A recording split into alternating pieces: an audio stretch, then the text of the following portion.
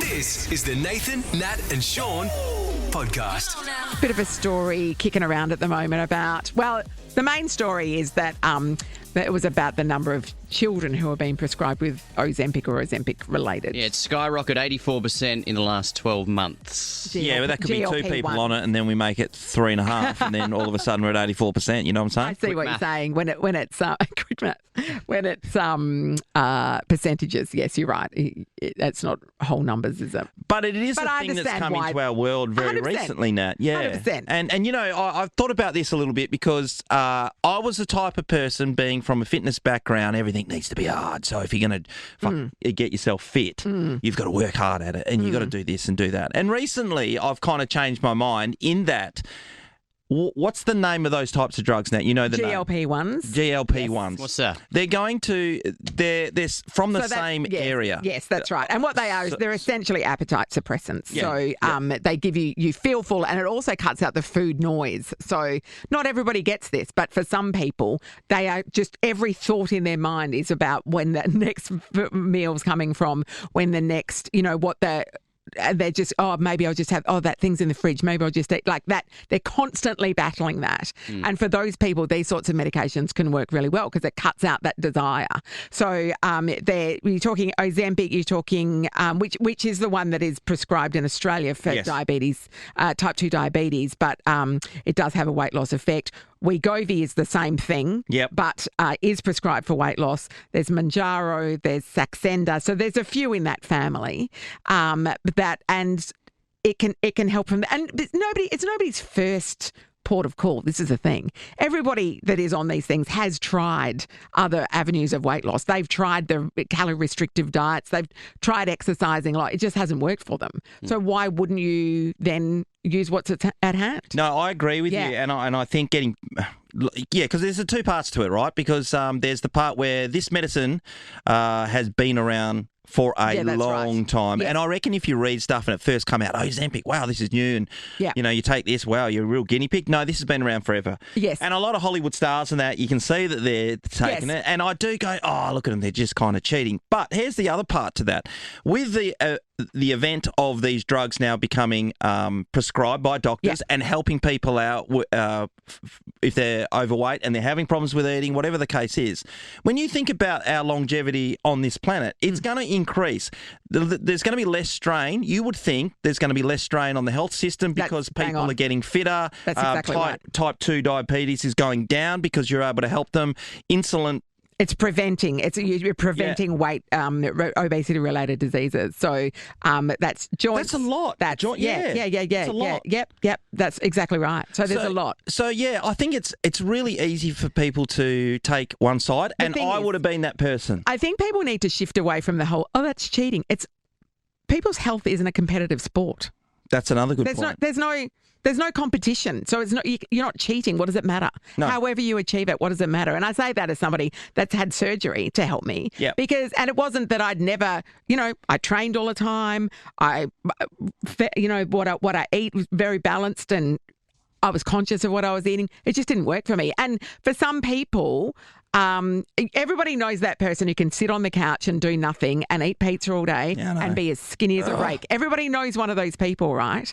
And you go, that's their genetics. They're just lucky. So why can't you go to somebody else and go, that's their genetics. They're just unlucky. And if there's a medical solution to that, I think it's responsible to take it. And if it's prescribed by a doctor, right? Yeah, 100%. These are medical solutions for medical problems. If it's not prescribed by a doctor, that's a different issue. One of the things that they talk about, though, you're losing body weight, which is also muscle. So there's no reason why you can't get yourself losing weight, which has been a restrictor for you, and then start going to the gym, which you see people do. Yeah. And continue with your the balance of your body and make sure you're still strong whilst you've lost the weight. Once again, it's one of those things. It's like the surgery that I had. It's really just a tool.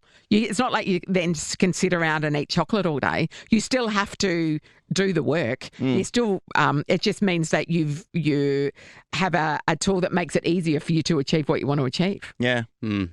Some of the side effects of Ozempic can be mild ones: constipation, diarrhea, abdominal pain, vomiting, nausea. These are the mild ones. That's the mild. Crikey.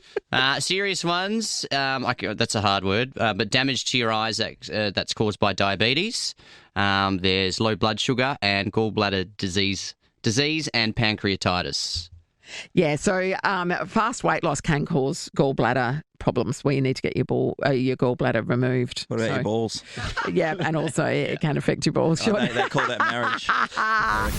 We haven't asked this so far. No. But we have been quite fascinated by the use of Ozempic and other GLP-1 medications and whether they work or not, whether people are having good experience or a bad experience with them, because they're in the media a lot. Yeah, and not a lot of the story. I mean, because it's the media, right? That's right. You're not going to read it if it's all happy days, That's are you? right. So there needs to be some pretty ordinary stories out there. But it's not necessarily always the case, Ross, is it? We are the media. Yeah, we are the media. But let's talk. Well, are we? Let's talk to the people of Perth to give us real stories, like fake name. Hello, Claire in Perth. Hi, Claire. Good morning. How are you? Good, Claire. Claire, okay, so you've got a first-hand experience? I do. So I'm actually on the Wegovy. Yes. And I've only started taking it a couple of months ago. But like I was saying before, there's a whole heap of shame attached with this for me, especially. Okay. I've always been an extremely fit, healthy person. I watch what I eat. I'm always active. However, for the last 12 years, because I've been struggling with the thyroid problem, I literally cannot lose weight. Yeah. And so I was at the doctor's constantly going like, okay, I've tried doing shakes. I've tried doing calorie deficit. I've done fasting. I've done, anything and everything. And in the end, she had to sort of convince me to try this. And it's been a massive thing for me mentally because when you are fit and healthy and you think that that's how you should be able to lose weight and you should be able to do it, and then you can't, and then you kind of feel it is cheating. Like you should be able to do it yourself, so you feel like cheating. But it's the shame factor is massive for me. So you need to change that attitude to even how you view yourself. Yeah. Yes. Yeah. Definitely. But yeah, look, it's I'm on it. It's only the last couple of months I've been on it. I'm only on the low dosages at the moment, so I move up to a higher dose next month. Yeah, so it steps up, doesn't it? So you increase the dose as you go on, Yeah, and I think that's because of the side effects thing. But I've been lucky. I haven't had any side effects, so I've been very lucky in that respect. However, I'm kind of hoping, I've had 2 kilos come off, which is great. Yeah. Because I've never had that before. Yep. But I'm hoping when I go up to the next dosage that it's going to progress a little bit better kick for in me, even a little more. bit faster. Yeah. Yeah. All right. Yeah, right. Okay. Wow. Just a winner there. Stick with it, yeah. I guess the more it's out in the public and it becomes That's right. acceptable, and you don't have to be worried about it because you're having a conversation. Yeah, now I'll take that. The stigma needs to be taken away from it for sure, definitely. Thank you, Claire. Diana's in Kingsley. Hello.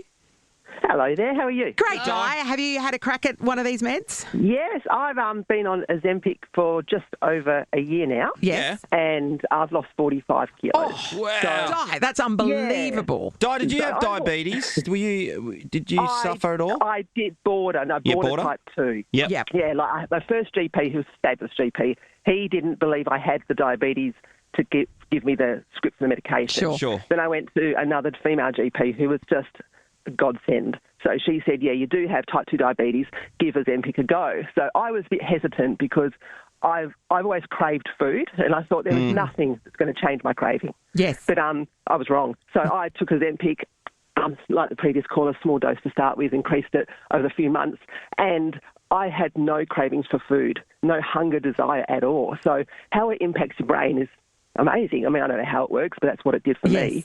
And, so I had side effects of some constipation to start with, but that's all. And I can deal with that. And, so now I'm at the stage where I'm reducing it to try and get to, like, half the dose. Yeah. But it's just changed my life. Like, I used to be fit, healthy and fabulous in my 20s, now early 50s, and, just with kids and life, put on weight and just couldn't lose it. And hormonal changes at that age too make it very difficult. Yeah. Fortunately, I haven't gone through any of that yet, so I'm one of the lucky ones. But no, it'll be changing, though. It changes on us over several years. So, yeah. Exactly. So good on you, Di. I'm much more confident and happy to get out and socialise. I have a twin sister who's so fit and healthy, and she is so happy that I've lost the weight and I'm back to my former self. I bet, that's awesome, Di. Amazing. So, if any people out there want it, go and use it. I say go for it. Yeah. Okay. Don't be afraid. Yeah, good on you. Well done, Di. Talk to you, Dr. Ross. Thank you. Talk to your doctor. You can get on the black market, Ross. Stop it. Talk to your doctor. It's the Nathan, Nat and Sean podcast. Lego Masters is back. It's not just any Lego Masters. What is it? It's a special one? It is Grand Masters of the Galaxy. Oh. That gives us a great excuse to catch up with our old mate Brickman. Hello, I feel part of the family still. Isn't that nice? Yes. Well, we've been together for a long time. That's right. Brickman. We have. You're is a good man to know. Yeah, this is a different iteration, obviously, of Lego Masters. But how does this concept work? Different nationalities going head to head? You've scoured the galaxy? Yeah, so what we've done is we've got winners and finalists from all of the other Lego Masters around the world. Yes. So pretty much, let's be brutally honest, this is just about Australia beating America, really. Yeah, let's go. We're on board with that. Are there, because of course Lego is a Danish product. Is there a Danish team? We had a Danish team last year, just regular contestants come across. So this year we've got China, USA, Canada, Finland, and I don't know, is New Zealand overseas or is that part of Australia? I'd say it's part of Australia. Don't start a war, And just a question, are the people from China, are they using real Lego bricks or are they using the ones that they've made themselves? From Temu. No, that's a good thought. Yeah, no, they're the real McCoys. But you know what? We have found a way to bamboozle them. Yeah? They didn't have no idea who Hamish Blake is. Yeah. So we unleashed Hamish Blake on them. Yeah. just to God, distract them. that's a lot. So these are the pros, Brickman. What type of intense challenges or stuff have you got them going through? Well, we make Lego fly for the first time this year. Amazing. So Wow. it's about launching Lego as an example's sake. Yeah. It's trying not to be culturally insensitive, because obviously things like, for example, say a Chinese restaurant in Australia is very different to a Chinese restaurant in China. Sure. So we asked them to create a Lego Chinese restaurant, for example's sake, Yeah. and things like that. So it's a lot of fun. Hey, Brickman, I'm interested to know, with all these countries and all these people you've met over the journey, do you actually have somebody who you look up to as the grand poobah? Well, from a contestant perspective, yes, definitely. And I'm not putting smoke up your here, but WA overrepresents by a long way. It really does. There's multiple winners from Western Australia, and there was a team, I don't know if you remember them, Scotty and Owen, a couple of guys that work, they're FIFO guys. And if you look at a FIFO guy, you think, oh, yeah, they're probably okay at building Lego. But they are the most artistic and creative people I've probably ever met. Wow, that's a big call. So if I call. was to pick two people, it's probably those two. Wow. Yeah, and I know that David and G are representing Australia in this series. Definitely. So they're back for more. So they came second in their series back in season 1 a long time ago. And those poor guys, two things. First off is when you're on the first series, you've never seen the show before, so you don't know what it's like. For sure. So extra sort of credit to them. But they've had 6 years to stew on why they didn't win. And so they're coming in pretty hard. Brickman, you are one of very few in the world Lego certified professionals, as little as around 21 or so. But what's the longest amount of time you have spent on a Lego piece, and what was it?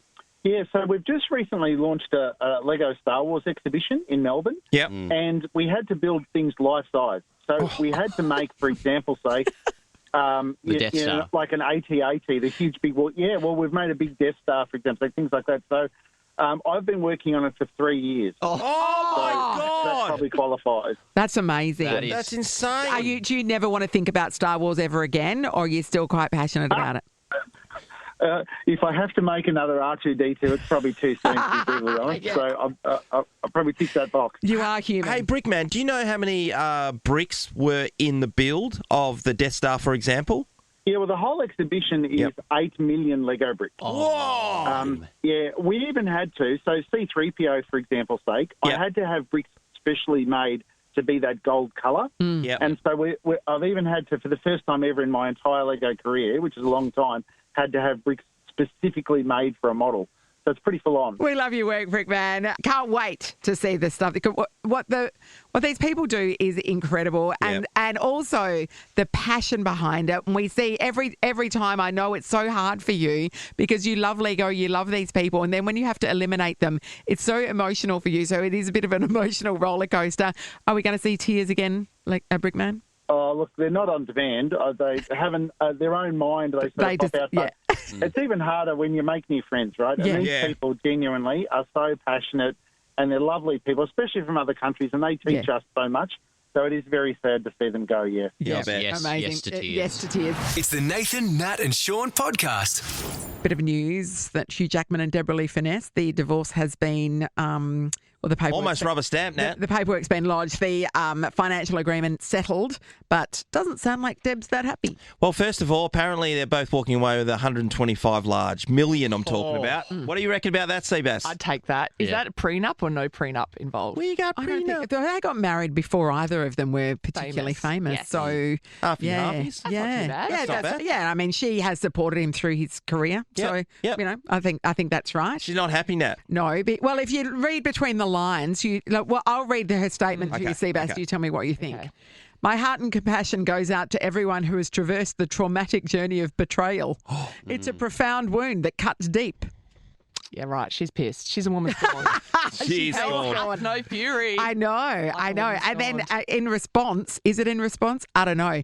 Hugh has posted on his Instagram just a video of him doing the NSYNC Bye Bye Bye, and the caption says, finally, in capital letters. Oh, I didn't think he'd do something like that. No. If it's what we think it is. Read. Well, he has put that up, and it has been mentioned today across all news services for that reason. Yes, I mean, we are guessing that's what he's hinting at. But what else would it mean?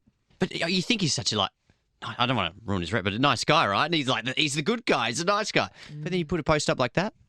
Bye, bye, bye. Yeah, he must have thought he needed to hit back because everybody was talking about Deborah Lee and the fact that she's saying he cheated. That's what she's saying. The betrayal, a traumatic journey of betrayal suggests that she believes that she was cheated on. Well, there was always rumours when they were together. Number one, well, first of all, he's stupidly gay. good looking. Yes, that was the rumour. Because he's into musical theatre. Yes. I mean, that's what everyone's saying. Yeah. But and then he was in a show with Sutton Foster, his new partner, and they, but that was some time before the end of the marriage. They had known one another for some time and they'd worked together closely. But clearly something was going on. Deb believes that they hooked up before the end of the marriage. When I watched this on the news last night with my family, I said to my wife, Deborah Lee should be grateful she had a good time. Because here's the thing, she's 70 next birthday. There's an age difference between them for sure. He's 56 and hot as chips.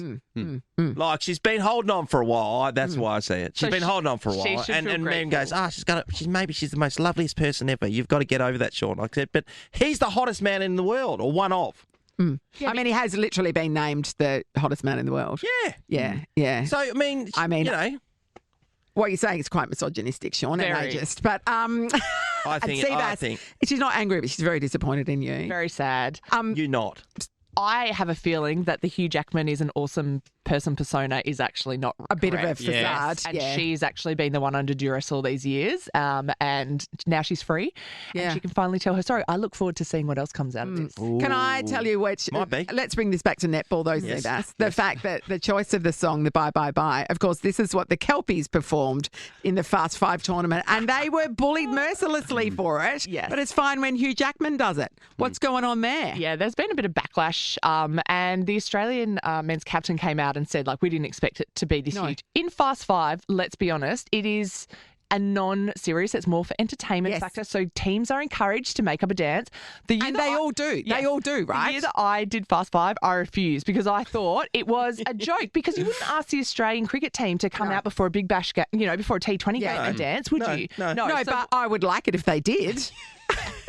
I'd love to see the big bison up there busting a move. They make you do it. It's something that you have to do. It's just part of the deal. That's part of that tournament. So because it's fun. Yes. It's meant to be fun and entertaining. And all the teams did it. And the Australian team got lambasted for it. Yes. Is that because they're not professional dancers and they didn't have all the moves down pat? Is it because it's, I think honestly, it's a homophobic thing. Yes. Because when Deadpool did it, yes, to the exact same song and busting the same sorts of moves, no backlash. So if they did like a Magic Mike theme and it was more like straight masculine guys, there would be no issues. I don't know. I don't agree. I think everyone would laugh at him anyway. I think it's just backlash because there is a perception that only gay men play netball, although that's not the case. It is definitely not the case. No. But and men's netball, when you watch it, unbelievably athletic, unbelievably skilled. Yes, and we use the men to help upskill us. Lots of male training partners. Don't knock it. There's lots of male training partners within squads because it's the best way to practice is against the men. They're fit, fast and strong. So yeah, no, they'll beat you. Sean, don't knock it. But it's just a genetic thing. Sean, don't knock it.